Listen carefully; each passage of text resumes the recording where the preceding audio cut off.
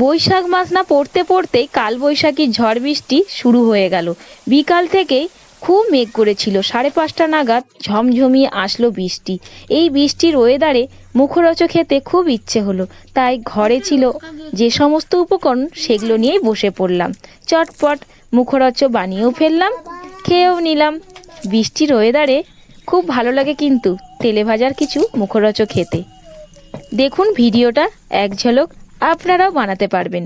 আর সমস্ত উপকরণগুলো প্রায় বাড়িতে থাকেই। প্রথমে শুকনো লঙ্কা শুকনো কড়াই ভেজে নিলাম।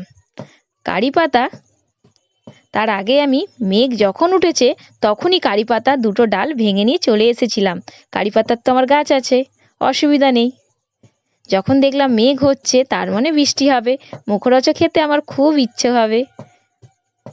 কারি পাতাটা ছোট্ট ছোট্ট করে কেটে কুচিয়ে নিলাম। শুকনো লঙ্কা যে ভেজেছিলাম ওইটাকে ছোট্ট ছোট্ট করে কেটে নিলাম। হয়ে গেল চিলি ফ্লেক্স।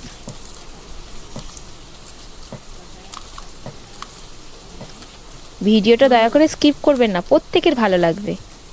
এখন কিন্তু প্রায়ই ঝড় বৃষ্টি হবে। ঝড় বৃষ্টির সময় বসে বসে বানাবেন আর সবাই মিলে খাবেন মজা করে। রসুন ছোট্ট ছোট্ট করে একদম কুচিয়ে নিলাম।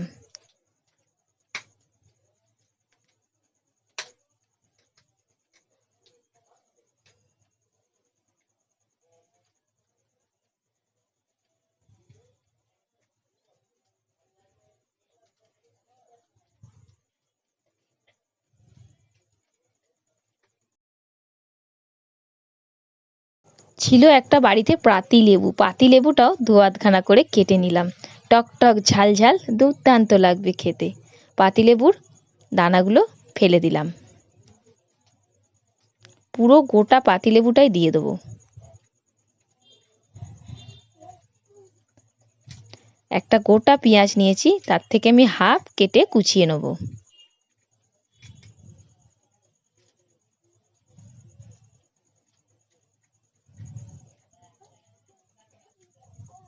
ছোট্ট ছোট্ট করে কুচিয়ে নিলাম পেঁয়াজটা।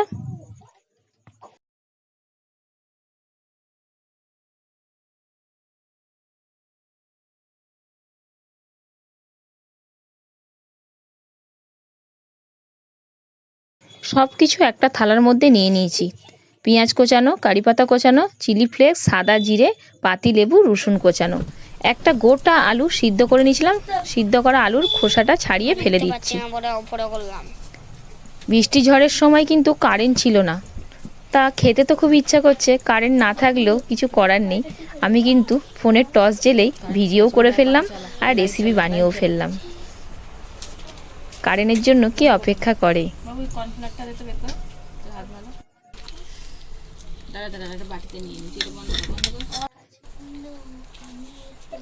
দিয়ে দিলাম 1 বাটি কর্নফ্লাওয়ার।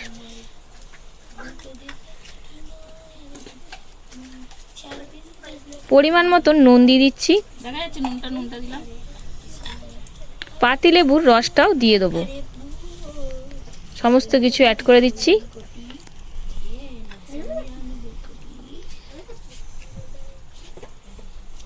বেশি তুলিস না, বেশি তুলছিস কেন? বন্ধ করতে দাঁড়া, মা বললে তো বন্ধ করবো। না না, তার জন্য না, ক্যামেরাটা বেশি তুলতে হবে না দাদা, আরেকটাই বাকি। বন্ধ কর।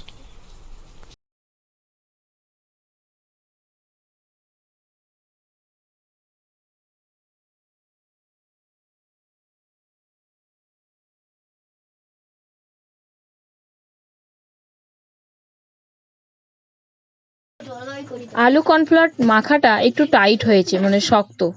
অল্প করে জল দিচ্ছি একটু নরম হওয়ার জন্য।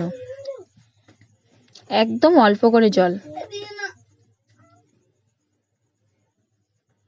দিয়ে ভালো করে মেখে নিলাম। তেলের প্যাকেট প্রত্যেক বাড়িতেই আসে। সেই তেলের প্যাকেট একটা কোণ একটা ছোট্ট করে কেটে নিলাম। আর ওপরের দিকটা, মুখটা পুরোটাই কেটে নিয়েছি, কেটে ফেলে দিয়েছি। মিশ্রণটা এবারে দিয়ে দেবো প্যাকেটের ভেতরে।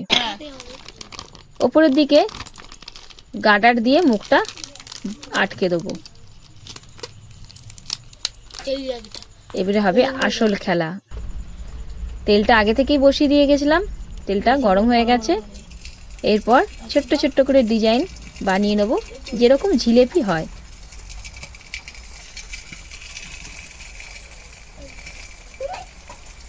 দেখুন প্রত্যেকটা এভাবে ডিজাইন করে তৈরি করে নেব। তুই এমন রেখেছিস মতো বালতিটা এনে এই মুখরোচকটা খুব খেতে ভালো লেগেছে। প্রত্যেকটা এভাবে বানিয়ে নিলাম।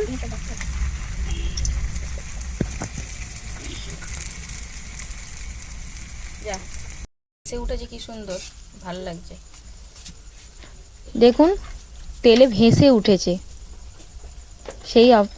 সেই সময় আমি নাড়াচাড়া করে উল্টে পাল্টে ভেজে নিচ্ছি। যতক্ষণ না তেলে ভেসে উঠবে ততক্ষণ কিন্তু খুন্তি বা ছান্তা কিছুই লাগানো চলবে না। দুটো সাইডই খুব ভালোভাবে ভাজা হয়ে গেছে, তেল থেকে ছেঁকে তুলে নিচ্ছি। গ্যাসটাকে মিডিয়াম করে ভাজবেন। যখন ভাজবেন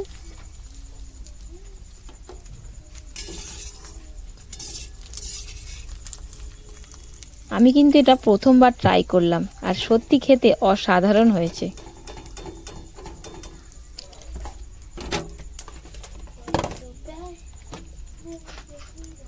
সেম পদ্ধতিতে আবার দিয়ে দিচ্ছি।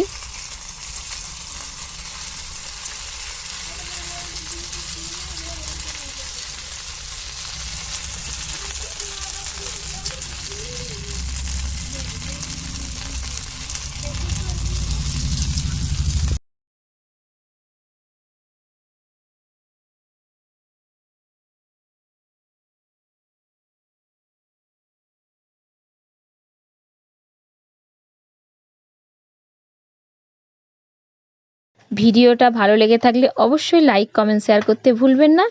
আর ভিডিওটা দেখার পর অবশ্যই ট্রাই করবেন। প্রত্যেককে ট্রাই করতে বলছি, না ট্রাই করলে বুঝতে পারবেন না এত সুন্দর মুখরোচক রেসিপি। কি করছো বাবান? লিখছি। কি লিখছো? মনে থাকে বাঘ। বনে থাকে বাঘ। বাহ, খিদে পেয়েছে নাকি সোনু? হ্যাঁ। খিদে পেয়েছে? বলি বাবলি, হ্যাঁ দেখেছি তো মা করছে, ধরো। কি খুশি। ভালো হয়েছে সোনু? ভালো।